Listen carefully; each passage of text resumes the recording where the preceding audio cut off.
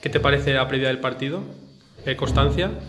Bueno, pues vamos a jugar contra un rival que es muy exigente, que aquí ya nos enseñó un poco lo que puede mostrar. Y bueno, es un rival que también le ha ganado a equipos tan fuertes como el Poblense y fuera de casa, entonces pues esperamos que sea un rival difícil y bueno, vamos a competir lo mejor posible para traernos los 3 puntos. ¿Te parece un campo complicado?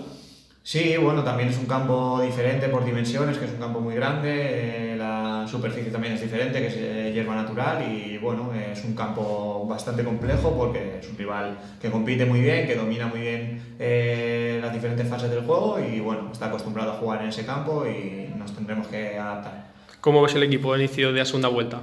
Bueno, hemos empezado, sí que es cierto que con victoria, el partido pasado muy condicionado por esa acción de la expulsión que al final nos hizo jugar con un jugador menos, pero el equipo está muy bien, han vuelto muy bien de las vacaciones y con muchas ganas de sumar el primer partido y la primera victoria fuera de casa. Muy bien, muchas gracias, Iván. Suerte. Gracias.